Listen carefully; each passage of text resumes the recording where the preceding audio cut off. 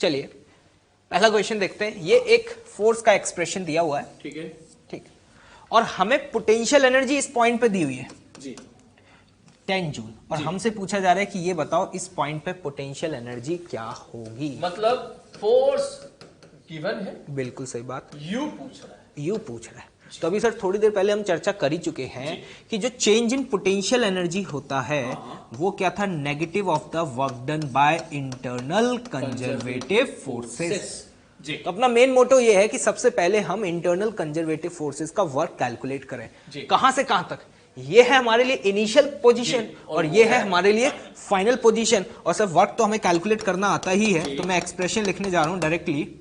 हमें इंटीग्रेट करना होगा 2x dx प्लस 2 y नहीं है ही नहीं सर, बता दिया मैंने। हाँ 2 dy plus integral of 3 dz।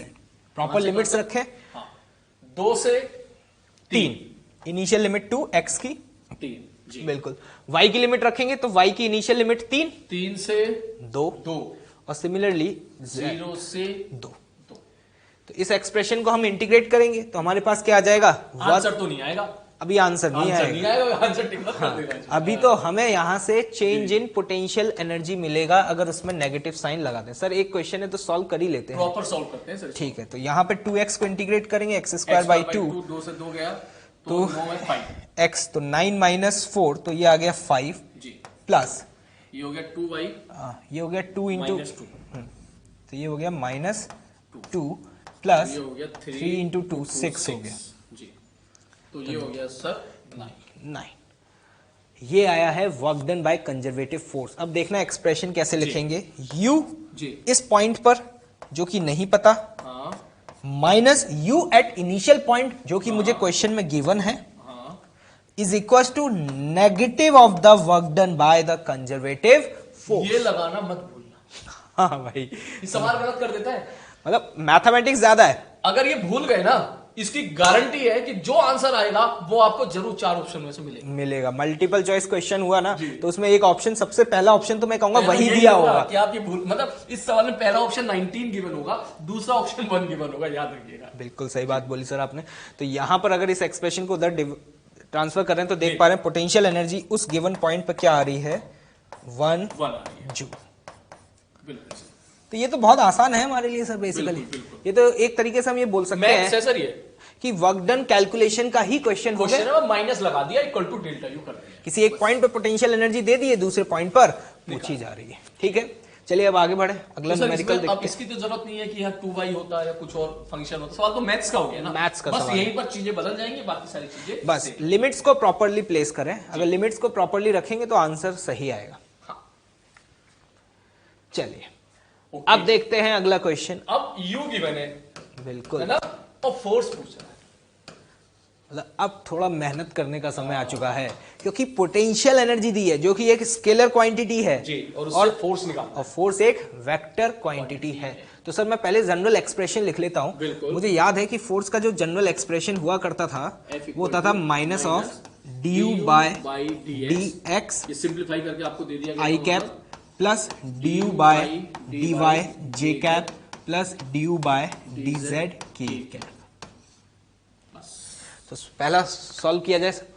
तो पहले एक्सप्रेशन में आप देख पा रहे हैं ये क्या लिखा हुआ है, x plus y plus z. तो यहां पर सबसे पहले पार्शियली डिफरेंशिएट x के रिस्पेक्ट में करेंगे तो इसका डिफरेंशिएशन 1 हो जाएगा, y और z का तो 0 ही, y और z कांस्टेंट है। बिल्कुल सही बात। तो हम यहाँ पे ये बोल सकते हैं फोर्स का जो x कंपोनेंट आएगा, अलग अलग लिख लेते हैं सर। फोर्स का जो x कंपोनेंट आएगा वो -1 हो जाएगा। सही। इसी तरीके से सिमिलरली y के रिस्पेक्ट में डिफरेंशिएट करेंगे जी, तो x कांस्टेंट है जी, तो उसका डिफरेंशिएशन 0, y का डिफरेंशिएशन 1 और z का 0। तो मेरे हिसाब से fy की वैल्यू भी -1 आ जाएगी और fz की वैल्यू भी -1 आ जाएगी। मतलब फोर्स डायरेक्ट मैं ऐसा लिख देता हूँ यहाँ पे वेक्टर फॉर्म में, माइनस आई कैप माइनस जे कैप माइनस के कैप। और जैसा कि हम यहाँ पे देख पा रहे हैं फोर्स की वैल्यू कांस्टेंट आ गई है, कांस्टेंट कंजर्वेटिव। हाँ बिल्कुल। और सिंपल सी बात है सर कि जब कंजर्वेटिव फोर्सेस होंगे तभी उनके लिए पोटेंशियल एनर्जी का एक्सप्रेशन वैलिड होगा, अदरवाइज तो पोटेंशियल एनर्जी का एक्सप्रेशन वैलिड होगा ही नहीं। चलिए अगला न्यूमेरिकल देखते हैं। यहाँ पे पोटेंशियल एनर्जी का एक्सप्रेशन आपको दिखाई दे रहा है, हाँ x y plus y z plus z x. जी सर। तो हमें फोर्स निकालना है, तो सर सबसे पहले एक्स कंपोनेंट निकालते हैं। लिखो डायरेक्ट में यहाँ पर। हाँ चलो सर, एफ एक्स। तो अब इस पूरे एक्सप्रेशन को जी डिफ्रेंशिएट करेंगे पार्शियली X एक्स के के रिस्पेक्ट में। तो पहला टर्म है y। एक्स वाई, तो वाई कांस्टेंट, एक्स का डिफ्रेंशिएशन 1 हो गया। वाई और जेड ये दोनों ही कांस्टेंट है, 0 हो जाएगा। जेड एक्स में जेड बाहर और एक्स का डिफ्रेंशिएशन क्या हो जाएगा 1, तो जेड आ गया। बिल्कुल ठीक है सर। उसी तरह हाँ वाई। सर यहाँ पे माइनस लगाना भूल गए आप। ये माइनस लगाना भूल गए सर, माइनस नहीं भूलना सर। जी जब एफ वाई के रिस्पेक्ट में बात जी। करेंगे तो x x plus z, x plus Z. उसी तरह जेड के रिस्पेक्ट में करेंगे तो ये पहला टर्म 0 हो जाएगा। हाँ दूसरे वाले में y plus x, y plus x, मतलब अच्छे से अगर हम देखें minus sign sir, minus sign, देखो माइनस भूलना हो आप मत भूलना, तो ये हो जाएगा minus of y plus z i cap बिल्कुल sir, minus of x plus z j cap हाँ और minus of x plus y k cap. K cap. और सवाल ये पूछने की बजाय आपसे ये भी पूछ सकता है find the force At one- हाँ कोई कोऑर्डिनेट कोऑर्डिनेट दे दिया 1 2 3 दे दिया कि भाई 1 2, तब आप x की वैल्यू y की वैल्यू z की वैल्यू पुट करके आप यहाँ पे आंसर निकालेंगे। सर जैसे मैंने जनरली देखा है कि स्टूडेंट, जब भी मैं मोस्ट ऑफ द टाइम देखता हूँ कि जब ये एक्सप्रेशन दिया होता है और उनसे पूछा जाता है कि बताओ भैया फोर्स क्या होगा, तो वो वहां पे क्या गलती करते हैं कि पोटेंशियल एनर्जी वाले इस टर्म को एक्स के रिस्पेक्ट में पार्शियली डिफरेंशिएट करते हैं, इसको वाई के रिस्पेक्ट में और इसको जेड के रिस्पेक्ट में। आंसर वांसर निकालो y i के प्लस समथिंग, ये नहीं करना, पूरे एक्सप्रेशन को करना है भाई। पूरे एक्सप्रेशन को डिफरेंशिएट करना है, क्योंकि पोटेंशियल एनर्जी है ये, कोई एक्स वाई जेड नहीं है। पोटेंशियल एनर्जी तो बेटा एक स्केलर क्वांटिटी होती है। तो पूरा एक्सप्रेशन पहले एक्स के रिस्पेक्ट में, फिर वाई के और फिर जेड के, बिल्कुल जैसे हमने यहाँ पे प्रॉपर तरीके से किया है। क्लियर? आगे बढ़े सर। बिल्कुल सर, आगे बढ़ते हैं, देखते हैं दो अगला तरह के न्यूमेरिकल। सवाल हम लोगों ने देख लिए हैं। हाँ। अब थोड़ा सा और देख लेते हैं, थोड़ा सा एक और क्वेश्चन देख लेते हैं। हाँ। अब देखो सर, आपने जो बोला था ना कि कभी कभी कोऑर्डिनेट दे देते हैं, कोऑर्डिनेट दे दिया, यहाँ कोऑर्डिनेट दे दिया है कि हमें फोर्स की वैल्यू पता करनी है 0,π/4 पर। तो ये एक्सप्रेशन लिखा हुआ है, तो अगर मुझे एक्स कंपोनेंट फाइंड करना है हाँ। तो मैं माइनस लगाना नहीं भूलूंगा, नहीं भूलूंगा। और अब मुझे पार्शियली डिफरेंशिएट करना होगा एक्स के रिस्पेक्ट में। जी। तो 3 कांस्टेंट, साइन का कॉस, साइन का डिफरेंशिएशन हो जाएगा कॉस, और X plus अंदर y तो as it is, as it is x plus y ही रहेगा। जी ठीक सर? बिल्कुल। अब जब इसका डिफरेंशिएट करने जाओगे तो x का डिफरेंशिएशन 1 हो जाएगा और y का 0, तो मल्टीप्लाई है 1 + 0, तो वो टर्म कैंसिल हो गया। बिल्कुल। इसी तरीके से जब हम एफ वाई का करेंगे जी तो एफ वाई माइनस तो यही रहेगा 3 cos cos of x plus y. ये तो सेम आ गया। हाँ, एक्स और वाई कम। ये क्वेश्चन थोड़ा अच्छा तब बनता सर जी जब सपोज यहाँ पर वाई के साथ 2 का भी मल्टीप्लाई हो रहा हो। तब यहाँ पे कुछ और आ जाता। हाँ, तो उस केस में क्या होता अगर 2 मल्टीप्लाई कर रहे होते तो x चेन रूल से पहले इसको डिफरेंशिएट करके ये लिखते, लेकिन जब x + 2y को डिफरेंशिएट तो करते 2 भी वहां पे जाता, तो 2 भी बाहर आ या जाता। y स्क्वायर होता, हाँ, y स्क्वायर होता तो फिर मल्टीप्लाई बाय 2y होता। 2y हो जाता। ये तो चेन रूल है, स्टूडेंट्स को आता ही होता होगा। ठीक है, तो यहाँ पर x की वैल्यू 0 और y की वैल्यू π/4 पुट करें, चेक करें सर। -3/√2 आ रही है सर। मैं डायरेक्ट आंसर लिखता हूँ, ये हो गया 0, ये हो गया हाँ -3/√2 √2 किधर i कैप i कैप में माइनस के 3 y बाय √2 j कैप। जी बिल्कुल। जी। यहाँ पे आप एक बात ऑब्जर्व कर पा रहे होंगे कि अगर एक्सप्रेशन में जी। कोई एक गिवन कोऑर्डिनेट मिसिंग है, जैसे कि यहाँ पे देख पा रहे हैं z Z नहीं missing है, है। तो इसका मतलब है कि फोर्स का z कंपोनेंट होगा ही नहीं, वो फोर्स नहीं। प्लेनर होगा। बिल्कुल। वो जो फोर्स है वो किसी एक प्लेन में लग रहा है। प्लेन में लग रहा होगा। बिल्कुल सही जी बात। सर। तो मुझे लगता है कि इस टाइप के क्वेश्चंस काफी ज्यादा पूछे जाते हैं। जी आगे मैथमेटिकल सवाल होते हैं हाँ, basically। आगे जाकर के जब हम इलेक्ट्रोस्टैटिक, तब फिर से आएगा ये। तो वहां पे ये सारी चर्चा बहुत ज्यादा होती है बहुत कि ज्यादा। पोटेंशियल एनर्जी का एक्सप्रेशन दिया हुआ है तो हम किस तरीके से फोर्स निकालेंगे, या फिर फोर्स दिया हुआ है तो हम कैसे चेंज इन पोटेंशियल एनर्जी निकालें। तो ये कंप्लीट मैथमेटिक्स है। ठीक है, फंडा यही है कि अगर आपको फोर्स दिया है और पोटेंशियल एनर्जी कैलकुलेट करनी है जी तो सिंपल सी बात है, उस फोर्स का वर्क निकालना है इनिशियल से फाइनल पोजीशन में, और वो नेगेटिव साइन लगा के चेंज इन पोटेंशियल एनर्जी के बराबर कर। दोनों मेथड सर ने बता दिए हैं। अब हम चाहते हैं इसमें आप ज्यादा दिमाग ना लगाओ, यही रास्ता फॉलो करो। बिल्कुल सही बात है। एफ दिया है, यू पूछ रहा है तो इस तरीके से करना है जैसा भी सर ने बताया, वर्क वाला तरीका। यू दिया है, फोर्स पूछ रहा है, चुपचाप x के रेस्पेक्ट में डिफरेंशिएट करो, y z को कांस्टेंट करके fx आ गया, fy निकालो, fz निकालो और माइनस लगाना ना भूलना, पार्शियल डिफरेंशिएशन। ठीक है सर, अगला आगे बढ़ते हैं सर। टॉपिक देखें।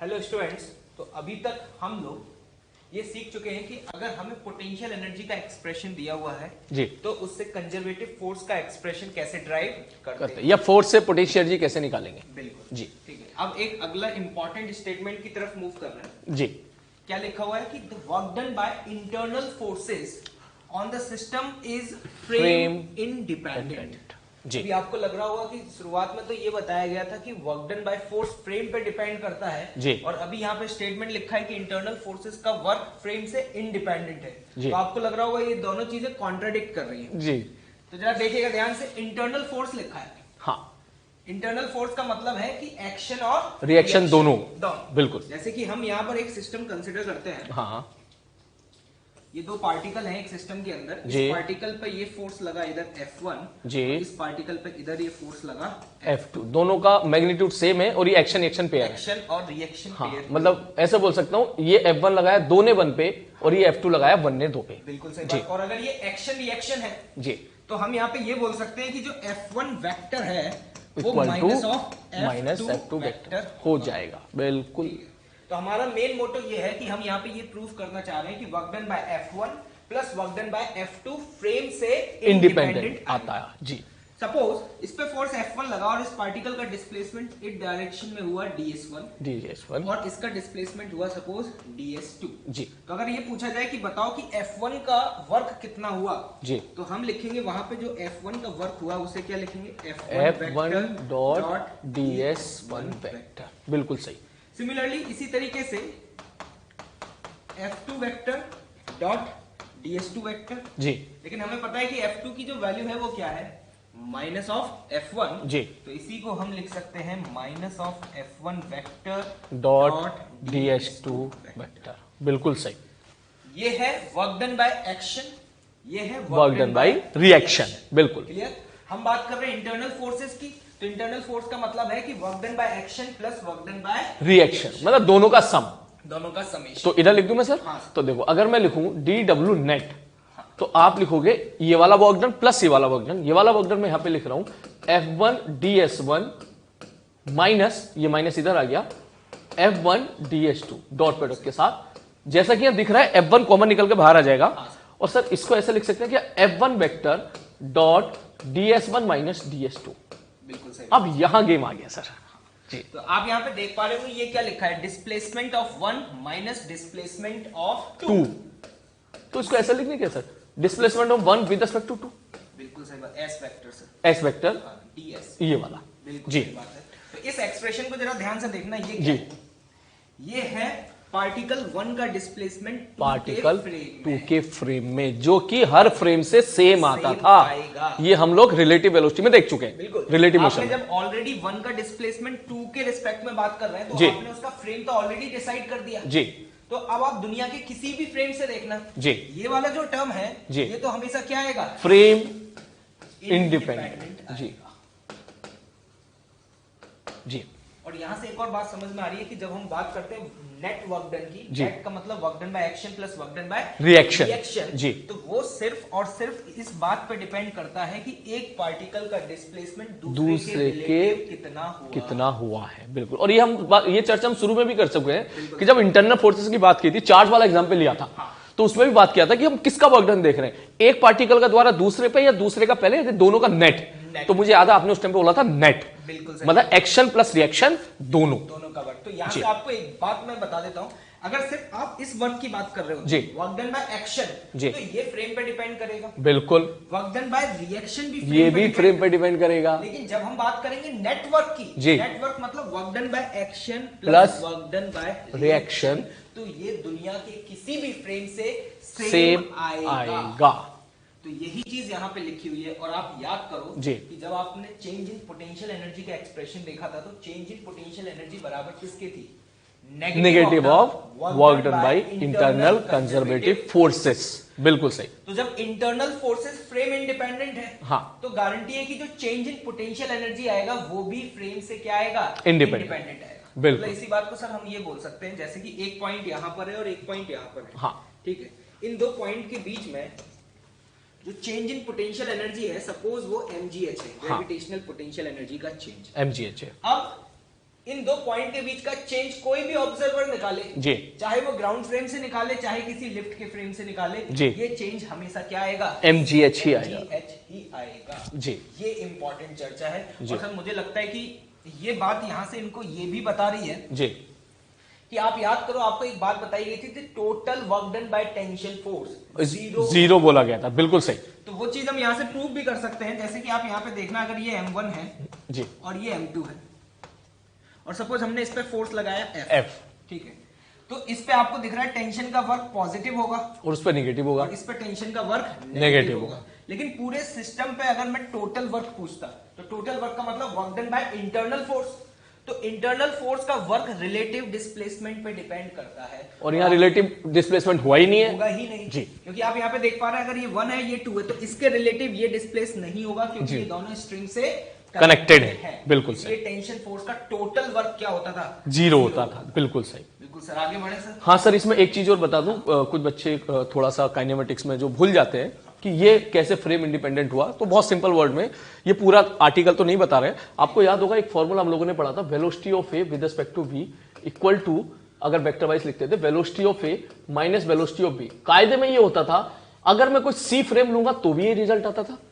अगर मैं velocity of A with respect to D लिखूंगा तो minus velocity of B with respect to D आएगा। आप ये वेरीफाई कर सकते हो, वेलोसिटी ऑफ ए वी किसी भी आई कैप जे कैप में देखे ये हम, और बाय कन्वेंशन हम यहाँ पे ग्राउंड मान लेते तो कहानी और इजी हो जाती थी। हाँ जी, मतलब सिंपल सी बात है कि जी। आपने बढ़िया एग्जांपल बताया कि आप जब एक ही वेलोसिटी बी के फ्रेम में निकाल रहे हैं जी, तो सर अब हम किसी भी फ्रेम से देख लें, किसी भी फ्रेम से देख ले वो वेलोसिटी सेम ही आती, क्योंकि हमने जी। उसका फ्रेम तो पहले ही फिक्स कर दिया है जी। क्योंकि ये है क्या? बी, बी, बिल्कुल सही। ऑब्जर्वर तुमने पहले ही डिसाइड कर दिया है, तो ये टर्म तो किसी भी फ्रेम से सेम ही आएगा। बी को दिख रहा है ए, बिल्कुल बिल्कुल। अब उसे आप किसी भी तरीके से तोड़ लो भाई, इसको मैथमेटिकली भी आप लिखोगे तो ये लिखोगे B A minus B C in ground frame, फिर माइनस बी बी और ये माइनस सेट हो गया प्लस बी सी, तो ये वाला टर्म कैंसिल आउट हो जाता था। बिल्कुल सर, अभी भी जी, वही आ रहा है, वही अभी भी वही आ रहा है। तो ये इसका रिलेशन कहीं वहां से है, अगर आप भूल गए हो तो यहां से रिकॉल कर सकते हैं। आगे बढ़े सर। इंपॉर्टेंट बात है जी। चले आगे बढ़े सर। ये स्टेटमेंट आप लिख लेना, बस ये स्टेटमेंट कभी आ जाता है कि which of the statement is true या फॉल्स, वहीं पर आपको मिलेगा ज्यादातर। बिल्कुल, जब भी बोला जाए नेट वर्क डन जी, बाय द फोर्स, तो नेट का मतलब होगा कि work done by action plus Plus work done by inter- reaction. Okay, यहाँ पे एक्शन रिएक्शन, जी, work done by action plus work done by Reaction, जी। आगे जाकर के कुछ हम मल्टीपल चॉइस क्वेश्चन करेंगे तब तो वहां सर पे देखेंगे इसमें एक बात और बोल दें अपन कि हमने जो पोटेंशियल एनर्जी डिफाइन की थी बाय डेफिनेशन, इसका मतलब उसके अंदर एक्शन का भी वर्क डन आया था और रिएक्शन का भी वर्क डन आया था। बिल्कुल सही बात है। जब बात इंटरनल की करी रहे जी, तो दोनों ही आएंगे ना। तो इंटरनल का जी। मतलब ये है कि एक ऐसा सिस्टम जिसके अंदर दोनों ही हो, मतलब जी। एक्शन भी हो और रिएक्शन भी हो, मतलब कल को आपको स्टेटमेंट मिले ना कि भैया पोटेंशियल एनर्जी में एक्शन और रिएक्शन क्या दोनों का वर्क डन इन्वॉल्व होता था, तो आप बोलना ट्रू। बिल्कुल सही। जी, चलिए सर बढ़े सर आगे। जी, अब क्या है, हम एक यहाँ पर एक बीच में थोड़ा सा मैथमेटिकल टॉपिक उठा रहे हैं, प्योरली मैथमेटिक्स है, आप इसमें फिजिक्स बिल्कुल मत सोचना फिजिक्स के बारे में, कि अगर मैं कोई फोर्स का एक्सप्रेशन दे दूं मैथ्स में, something I cap plus something J cap plus something के कैप, और मैं आपसे पूछूं कि ये फोर्स कंजर्वेटिव है या नॉन कंजर्वेटिव, ये आप देख के बता दो। एग्जांपल के तौर पे मैं अगर बोलूं कोई फोर्स को मैंने ऐसे लिख लिया, एफ एक्स आई कैप प्लस एफ वाई जे कैप प्लस एफ जेड के कैप, अब आपसे पूछा जाए कि भाई ये फोर्स जो है कंजर्वेटिव है या नॉन कंजर्वेटिव है, डायरेक्टली अगर ऐसे सवाल आते हैं तो आपको क्या करना है, ये एक्सप्रेशन याद रखना है। अगर कोई फोर्स कंजर्वेटिव होता है, अगर ये फोर्स कंजर्वेटिव है तो उसका डिटरमिनेंट इक्वल टू हो जाएगा जीरो। अब आप कह रहे होंगे कि ये मैथमेटिकल रिजल्ट कहां से आया, जी। तो मैं आपको बता देता हूँ। ये आप जब आप आगे जाकर के इंजीनियरिंग करेंगे, हाँ। वहां पर ये सारी चीजें आपको पढ़ाई जाएंगी। जी। आपके सिलेबस में सिर्फ इतना ही है हाँ। कि अगर आपको चेक करना है कि कोई भी फंक्शन कंजर्वेटिव है या नहीं, तो जस्ट इस डिटर्मिनेंट में वैल्यू पुट करें, चेक करें, अगर जीरो आ गया तो कंजर्वेटिव है और अगर नहीं आया तो नॉन कंजर्वेटिव है। यहाँ पे आप देख पा रहे होंगे पहली वाली रो में, आई कैप जे कैप के कैप, सेकंड वाले रो में ये जो है ना, ये क्या है, partial differentiation with respect to X Y और z। जेड। तो एक क्वेश्चन करते हैं, एक क्वेश्चन करते हैं तब थोड़ा फील हो जाएगा। तो शुरू करते हैं, जैसे क्वेश्चन दे रखा है कि क्वेश्चन नंबर 1 हम चेक करते हैं कि अगर ये कंजर्वेटिव है तो इसका डिटरमिनेंट इक्वल टू होना चाहिए जीरो। तो मैं एक काम करता हूं, मैं इसको लिख लेता हूं। डिटरमिनेंट जीरो का मतलब हो गया यहां पर, थोड़ा छोटे से ही काम चल जाएगा इसमें, कि पहले तो आई कैप लिखो, जे कैप लिखो, के कैप लिखो, फिर उसके बाद partial differentiation with respect to x, partial differentiation with respect to y, partial differentiation with respect to z. अभी मैं फोर्स की वैल्यू नहीं रख रहा हूं, एक चीज आपको दिखाना चाह रहा हूं, वो ये है, यहां एफ एक्स रख दे रहा हूं, यहां पर एफ वाई रख दे रहा हूं, और मैंने यहां पे देखा कि एफ जेड की वैल्यू यहां पर 0 आई है। एफ जेड तो मैंने 0 पुट कर दिया है। अब अगर इसको मैं ओपन करूंगा तो आप देखते हैं, अगर शुरुआत में ओपन करना है तो ये रो गई, ये रो गई, क्रॉस मल्टीप्लाई किया, this into this 0 minus f, sorry यहां पे लिख देता हूं, d f y by d z i cap plus minus plus, जो अल्टरनेटिव में मैथमेटिक्स में लेते थे, तो माइनस, फिर आ गया जे कैप वाला टर्म, ये गया, ये गया, ये इंटू ये 0, माइनस माइनस प्लस हो जाएगा, फिर ये हो जाएगा d f z f x y d z, उसके बाद प्लस के कैप, ये गया, ये गया, इसका मल्टीप्लाई इससे, तो d f y by d x minus d f x by d y equal to 0। अब अगर हम देखें यहां पर, ये है, इसका मतलब है एफ वाई का differentiation with respect to z, keeping x and y constant. तो अगर मैं एफ वाई पे फोकस करूं तो सर ये है एफ वाई, इसमें कोई भी z का टर्म तो आ ही नहीं रहा है, तो इसका मतलब ये दोनों टर्म जो है इसके लिए तो 0 कांस्टेंट हो गए, और कांस्टेंट का डिफरेंशिएशन तो ये मुझे मिल जाएगा 0। तो सिमिलरली यहां पर अगर मैं fx की बात करूंगा तो इसमें भी z का कोई जो है टर्म नहीं है, तो ये पूरा कांस्टेंट हो जाएगा, क्योंकि पार्शियल डिफरेंशिएशन हो रहा है z के रेस्पेक्ट में, तो ये भी टर्म हो जाएगा 0। और इसको इक्वल टू 0 करने का मतलब हुआ कि हमारे पास अब जो मैथमेटिकल एक्सप्रेशन आ जाएगा सर ये आ जाएगा।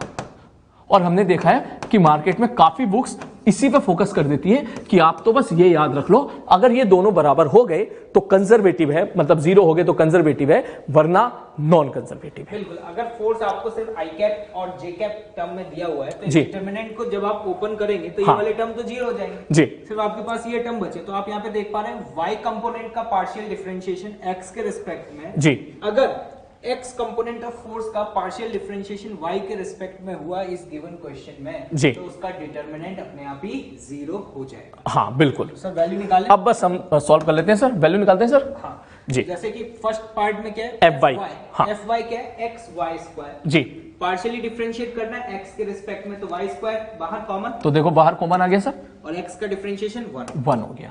बिल्कुल ठीक है सर। अब हम बात कर लेते हैं एफ एक्स कितना है, एक्स स्क्वायर वाई, हाँ, किसके रिस्पेक्ट में डिफरेंशिएट करना है, वाई के रिस्पेक्ट में, तो एक्स स्क्वायर बाहर, कांस्टेंट बाहर आ गया, बिल्कुल, हाँ, और वाई का डिफरेंशिएशन 1 हो जाएगा, 1, जो कि बराबर नहीं है, मैथमेटिकल बराबर नहीं है। आप ये नहीं कहना x equal to 1 y equal to 1, नहीं, मैथ्स का टॉपिक चल रहा है भाई ये, ठीक है। एक स्पेसिफिक वैल्यू नहीं, x और y की हर वैल्यू पे ये सेम होना चाहिए था जी, जो कि अभी हमें सेम दिखाई नहीं दे रहा है, तो हम यहाँ पे लिख देते हैं नॉन कंजर्वेटिव बराबर नहीं है। दूसरा भी मुझे लग रहा है हम यहीं पे ही कर सकते हैं सर, छोटी सी स्पेस में ही। आइए इसको चेक करते हैं। पहला एफ वाई मतलब एक्स स्क्वायर वाई का डिफरेंशिएशन एक्स के रेस्पेक्ट में, तो वाई कांस्टेंट बाहर निकल के आ गया, एक्स स्क्वायर का डिफरेंशिएशन 2x हो जाएगा, 2x हो जाएगा, बिल्कुल, इक्वल टू चेक करते हैं एक्स वाई स्क्वायर को, मतलब आप एक्स कंपोनेंट को पार्शियली डिफरेंशिएट करेंगे जी, आप किसके रिस्पेक्ट में, y के में, तो आप देख पा रहे हैं x बाहर कॉमन आ जाएगा, ये लो आ गया, और y स्क्वायर का डिफरेंशिएशन होगा 2y। अब अगर देखें मैथमेटिकली तो ये यहाँ पे आप देख पा रहे हैं ये क्या आ रहा है आपका, कंजर्वेटिव, बिल्कुल, ये दोनों आपस में बराबर आ गए। वरना मैं तो कहूंगा सर सिंपल याद रखो, डिटरमिनेंट इक्वल टू 0 है ना, उसमें आप ये भी कंफ्यूज नहीं होना कि इस लाइन को ऊपर रखना है इस लाइन को नीचे रखना है, क्योंकि इक्वल टू 0 करना है तो डिटरमिनेंट के जितने रूल्स आपने मैथ्स में पढ़े थे ना, जो हम लोग रो को शिफ्ट करते थे, वो सारे रूल्स आप यहां पे लगाओ। सिंपल बस याद रखो, एक लाइन में आई कैप जे कैप के कैप, दूसरी लाइन में पार्शियल वाली, और तीसरी लाइन में एफ एक्स एफ वाई और एफ जेड वाली।